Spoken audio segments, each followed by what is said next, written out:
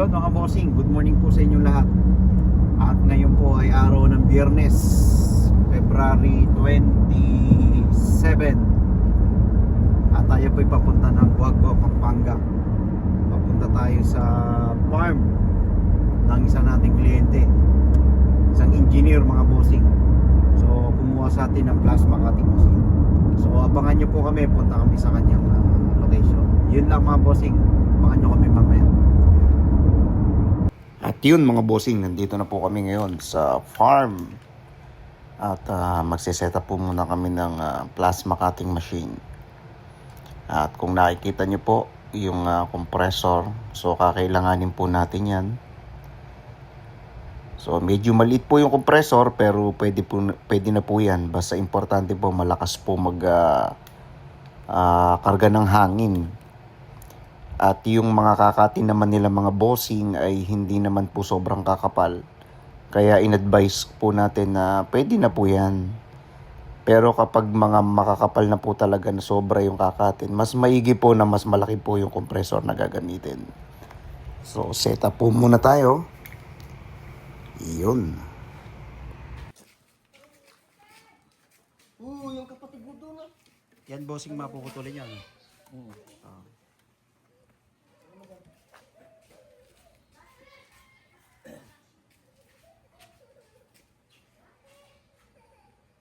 Tapos tanggalin mo. Okay lang, basta mabilis magkarga. Kasi pag ang sabi naman ng engineer, walang problema to. Pero mas ano talaga yung malaki na yung pondo para hindi siya karga ng karga. Pero kung mabilis magkarga, tapos manipis lang naman yung ano, okay na yan. Ito kasi kayang kumat yan, clean cut 15mm. Clean cut yun. 15mm ang kapal. Pero 15mm, kailangan na malaki na yung ano. mas maganda. Kasi makapal na yun. Kailangan mas maitulak na yun. Pero pagka ganyan, okay lang yan. Manipis pa yan. Kapag ganyan kalaki, mga hanggang gano'n kakapal yung... Hindi, kaya naman po nito. Kaya lang yung pondo kasi ang ano nito. Opo. Nakakapusin yung pundo niya, no? No, masyadong laging andar ng andar. Parang ganun yung ano niya. Ang kagandahan naman nito, ang acetylene kasi baka lang ang halos kinakat. Itong plasma, kayang kumat yan ng aluminum stainless bakal. Panso, Tanso kaya niya. kaya po niyang putulin. Yun yung ano nito. Ito yung mga advantage niya sa acetylene. Tapos yung acetylene, flammable, may tendency mag-create ng fire, sumabog. Ito, ordinary compressor. Bali ito, kung Safety. lang talaga yung... Oo. Plus, yung init niya, hindi kagaya ng init ng ng acetylene. Kasi sobra init nun eh. Oo, sobra init. Ito, maliit lang po yung tama ng apoy niya. Malinis siya, no? Oo, malinis siyang kumat. Kasi dun sa acetylene, minsan kasi pag hindi mo na-control yung... Yung, opo. Tsaka nagba-backfire ang ano eh. Nagba-backfire po ang acetylene. Ito, wala. At ano natin. Ito, sir. Yung consumables niya. Ito lang talaga yung ano sa consumables. Ayan lang. Ito lang po yan. Halos yung papalitan nyo rito, yung dalawa lang na tip and electrode lang. Yun lang. Apo, papalitan natin. Ito kasi gas diffuser po. Ay ano to, shield cap. Ito lang ang ano po niya. Kaya yung ginagamit mo na Pero hindi basta-basta ano po ito. Basta-basta palit ka ng palit. Matagal din po maubos yan. Basta tama ang hangin, tama yung paggamit mo. Hindi kagad mauupod yan. Tapos ang cutting natin, drag yan. Nakadikit talaga. Sinunulan na siya. Hindi siya yung nakaangat siya na gano'n. Sa acetylene, kailangan Apo. may ano pa eh. Dati yung mga plasma, ganun yung ano po natin. Kung mapapansin nyo, meron siyang dulo. Ito yung dulo, nakita niyo. Ito yung sobra. Oo. Yan po yung distance mo na, kaya pwede mo na siyang i-drag cutting. Dati po kasi ang mga consumables, Parang flat. ito na yung pinaka-stand niya. Nakaangat ka dati talaga dyan. Yung mga, nung wala pa pong ganitong consumables na lumalabas. Ngayon, naglabas na po yung pan-drug cutting. Kaya hindi ka mahirapan kasi nakakangawit din yun eh. Oo, kasi kailangan Nakaangat ka. Oo. Nakaangat ka. Gagalaw-galaw yung kamay mo pag nagka. Okay na, Jong? Sige, kapit mo muna yung accessories. Tapos mag-ready tayo, sir, nung ikakat niya na ano. Medyo makapal-kapal. Para maganda. Yung medyo makapal-kapal na para at least yung manifest. Ano nyo na yun? Gamay nyo na kaagad. Eto sir, hindi naman siya pipit eh. Lagay mo muna yung torch. kapag nagbaliktad, Hindi siya papasok. Hindi siya Wala, hindi siya papasok kasi halos ano siya. Makikita mo para doon lang talaga siya. Yan. rin sa sitilin. Apo. Hindi pwede siyang magbaliktad. Hindi siya papasok doon sa kabila. Yan. Adjustable mo lang ng konti, Jong. Kita mo na mamaya ng ano. Yan. Kaya hindi kayo ano. Hindi kayo mamali dyan. Tapos to may automatic to. May automatic to, sir. Hindi ka mangangawit. Kumbaga, hindi ka pindot ng pindot. Isang trigger mo mamaya, bitaw, dire-diretso. Kaya kung long distance yung kakatin mo, hindi ka nakatrigger, nakakangawit po. Ito, pilot light yan. May purpose yan po. Yung kakabit na yan na maliit na wire na yan. Yung trigger yun eh. Yung isa pong ginamit. Yan, pilot light yan. Yan, testingin mo kung may fire, pakikita natin mamaya. Kasi pwede mo naman tanggalin yan. Pero, yan kasi, kagandahan, kahit nalayo ka, hahabulin pa rin niya yung distance ng bakal sa plate. Kapag wala kasi yun, pag naangat mo, patay, mamamatay siya. Yun yung mga advantage nito. Ayan, hindi ka po maliligaw kaya pag nakita mo, hindi ka malilito. Dahil hindi siya pasok sa pagkakabitan. Okay? Naka-ready na, no? Hangin, okay na rin. Pwede na, kuryente. Saksak mo muna. Wala pa lang ano yan, wala ba silang ano dyan? Lagay mo na sana. Hardware ba kayo, sir? Hindi.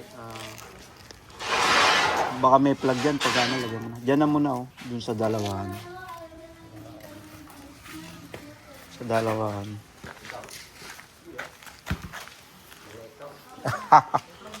Yung mga flat lang muna, sir. Ay, medyo makapal na yan, Parang, ito may coated eh. Magkano yan? Parang coated na minsan, yung ground. Kailangan nakahaya.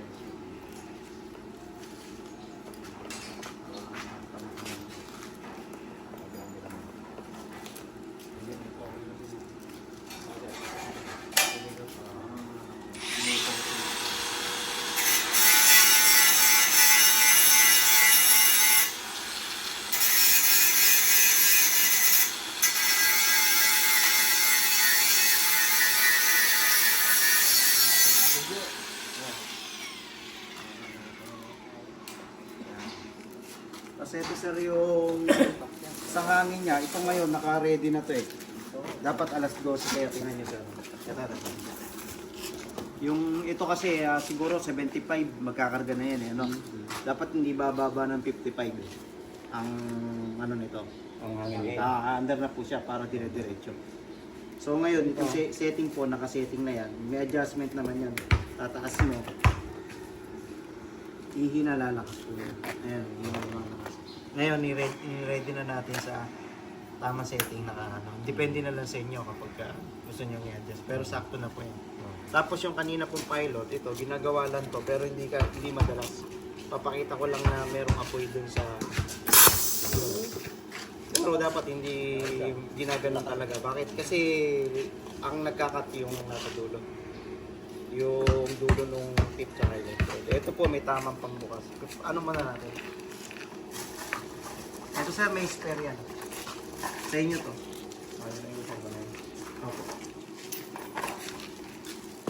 Para hindi po nyo gamitan ng mga plies. Kasi masisira po yung head. May tamang ano po yun. Basta mahigpitan lang po ng konti. Tapos huwag kayo magpapalit ng mainit siya kasi gano'n naman din, madulos rin. Ito po yung tip natin, ito yung silent tip. Para lang pagkano pa. Tingnan nyo, napaka-kinis pa niya. Wala pa. Di ba? Hindi pa natin yung gamit. So maganda pa. Pag kakabit, kamayin mo muna. Tapos Tamang higpit lang po. Hindi talaga nakatay pa na.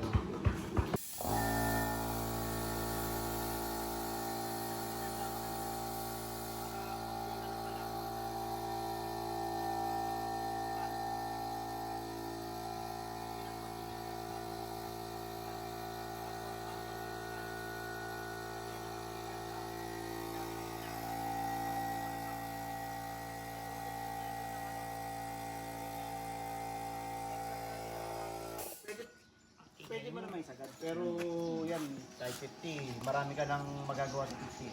Sa 50 muna tayo. Pero pwede mo naman isagad. Ito kasi medyo ano pa eh, may pintura na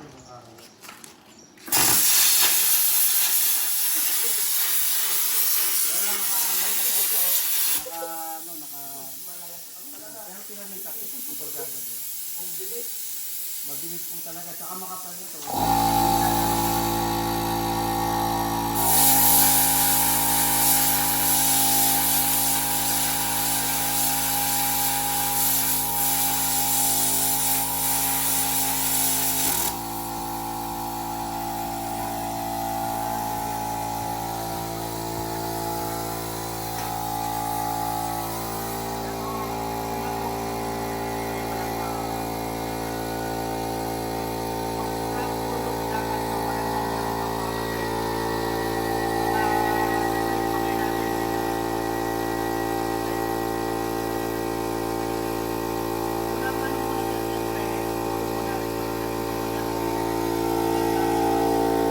Makikita mo naman yung cut, mas maganda kung meron mo.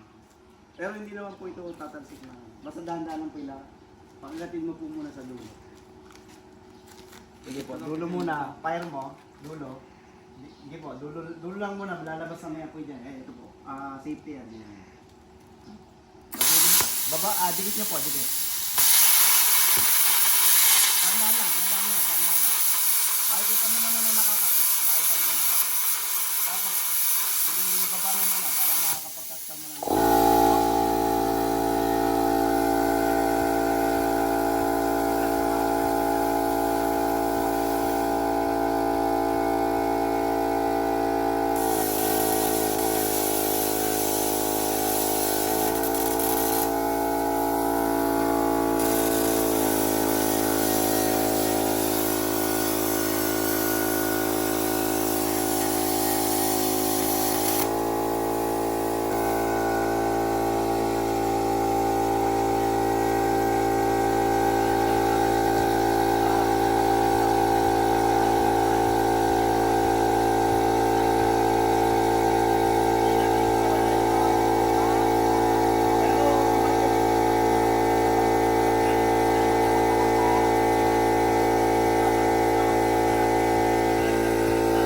Ano, ayan.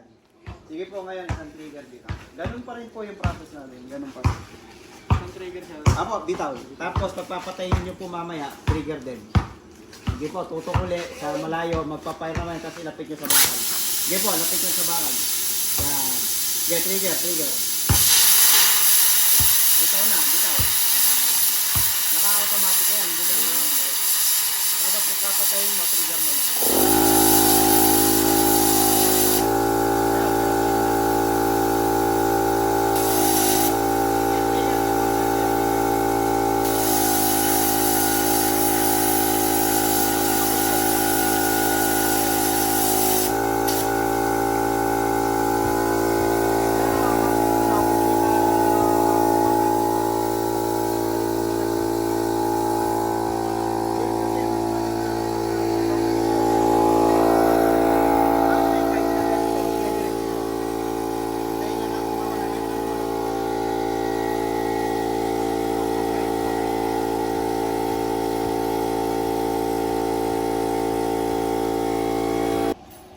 Tapos ito, kaya lang nasisira to, di ba? Pinatong yun. Nabagsak, eh, mainit yan. Dagang ceramic. Ganun po yung ceramic. So, gawan nyo na lang ng ano. Sino pa pwede? Baka may magkakat po. Eto, iyanan nyo na lang sir sa amin. Lagi. Ako lang. Sige sir. Okay na po. Si engineer na pupunta eh. Hintayin daw. Hintayin natin. Pero napaka ano, wala ba kayo ano dyan? Aluminum o ano? Sige. Para makita nyo lang, aluminum stainless. Para lang makita nyo na...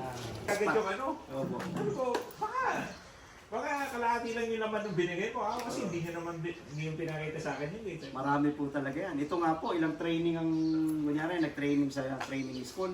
Nakakatapos na assessment po, hindi po halos nauubos. Naubos ko nga yung unang ano eh. Naubos ko na yung, nagpalit na kami ng ganito. Full. Tapos, yung binili na tayo yung uli, pa, hindi pa nangalati yung ano, ubos na yung laman. Naubos na yung gas nyo? Oo. Naubos yung laman kagad, kaya nung nagreklamo ko dun sa ano, ikaw lang yung, ang Ang nagbidan ka ko. technique naman po dyan, para malaman yung may singaw, yung bola niyan hindi bababa. Hindi na nga, wala siyang singaw eh. Ay, wala. Masyado. So, mararamdaman- ilan yung ano nyo? Ilan yung taas nung ano? Ganti na Bola. eh. Hanggang 5 Five lang. lang Tama eh. lang po yung 5 Five lang. lang eh. Opo. Kasi pagka singaw yun, Oo. minsan may singaw siya. na- Baka konti yung, tingnan nyo muna sa regulator nyo sir kapag bago yung ano, tingnan nyo kung tama yung karga niya. O kasi nung kinuha ko, hindi nila pinakita yung ano eh. Oo, dapat chinecheck po yan pagka kami rin po, pag nagpapakarga. Chinecheck namin yung laman nung Ang ginawa niya, sa diniscount regulator. niya na lang. Sige sir, 1,000 na lang. Kasi 1,500 yata. Mahal dito ah. Mahal dito ano? Sa atin magkano? Sa CO2? Sa 1 to ata 1.2 1.3. lang no? Mahal dito. Ito, 1,500. Yung ano, mahal, yung argon. Oo po. 1.8 sa amin. 2,500 May 1.8 pong nakakukuha sa amin. Pero sa amin, engineer, yung CO2, baka 2 taon na mahigit yun eh. Tagal. Wala din ako umubos, ano? Kaya yung ano, bumili po kami ng malaking Yung pag yung argon. MIG na yun, ano ba siya? Yung, kasi di ba pag yung mga welding, Apo. yung pag in-ultrasound siya, di ba? Pag MIG next ka, ray. papasabayin siya. No? Ganito po ang process kung depende po sa process. For example, pipe. Ang pipe po kasi merong 3 pass yun. Una, i-root pass po ng either TIG welding muna.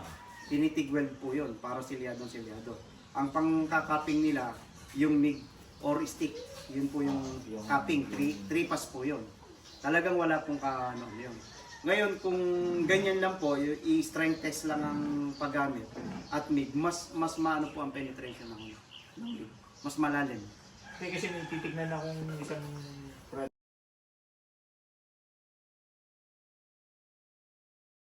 Ngayon yung mga poste, yung mga Okay.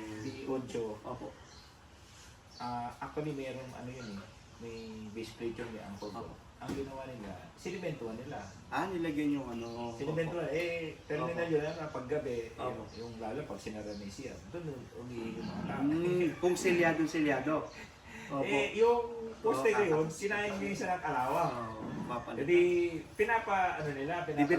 pinapa-retrofit nila. Opo. Sabi ko, pag niretrofit mo, ano nga ako paano na, kahit sabihin natin, i-showing natin yan, nasaan yung methodology na galing sa structural view, ano yun. Tama po. Kasi hindi kami pwedeng kami yung magdi-decision para dyan kasi nga structural. Bigyan nyo kami ng guide, ng methodology, yun yung susundan namin. Kasi kung pumalpak yung ano na yan, at least, Tama po. galing, may direction tayo galing sa Pero structural. engineer, kung ang gagawin nyo, lalagyan nyo ng ano, tapos sasabihin nyo, matibay talaga. Hindi, ang sabi ko nga sa kanila, Opo. dapat siya ako, babalutin Ano lang. yun? Babalutin nyo lang kung halimbawa 8 inches yun. Yung pa rin yung mas malaki. 8 inches, Apo, yung sasalpak i-wrap around mo lang para yung load pa rin niya, nandun pa rin. Try nyo pong mag-welding ng flat. Try nyo mag-welding ng flat. Tingnan nyo yung ano rito, malalim. Tagos dito po yun. Maganda yung legs. Tagos po yun. Maganda yung Tagos po legs. sa- Kaya ko yun yung sinasuggest ko sa kanila. Dahil mga bago yung ano.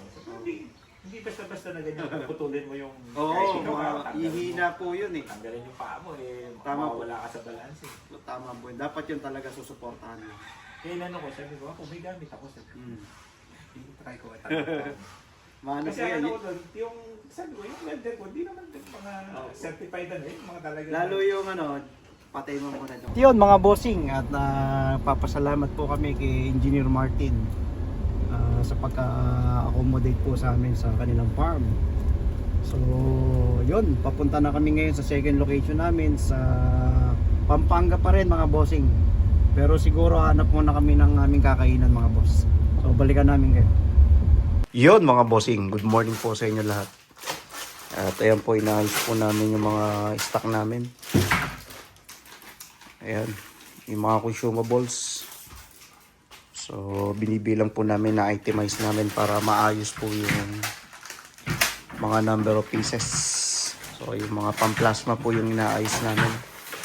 So, may mga dumating po na mga repair. So, may isab po tayo. Dalawa galing po ng Bataan yan mga boss. Ayan, isab po na TIG. Galing po ng Bataan. So, buo na yan boss. Buo na yan. Tatawagan na lang may-ari. So, may dumating din po na TIG tayo. Ayan. For repair. Pero okay na rin po yan. Okay na to? Okay na din. So, yung dalawa kasi inintay pa natin yung board. Sobrang sabog na yung kanyang upper board. So, mahirap na po kasing buuin yun. Babakjaban tayo pagka ganun. Sumabog na yung marami. Yan mga boss. So, yan pa rin po yung ating mga TIG. Sa may mga naghahanap po na AC/DC. Ayan po yung TIG namin na AC/DC. 250 ampere na po yan. With pulse po yan mga boss. Ito naman yung dual natin, TIG at saka SMAW. 250 amps. Ayan. 250 na po yan mga boss. Usually, 200 lang po yung mabibili natin. Ayan. Mga bossing. Ayan po yung mga stock natin. So, kung may naghahanap po sa inyo ng mga second hand din, meron po tayong available ng mga second hand dito. PM lang po kayo. So, hanapin nyo lang po kami sa Remarville Home Subdivision, Chaong Giginto, Bulacan. Or tawag po kayo sa 0995-180-7290 mga boss. Yan, hanapin nyo lang po yung mga mukha na yan mga boss. Yan, nandito po kami ngayon sa loob. Nag-ayos kami ng mga gamit. Yan. Para naka-itemize po yung ating mga stocks. So marami pa po tayong stocks mga boss. Hindi lang namin nilalabas. Kasi masyadong sisikip dito sa showroom mga boss. Yun.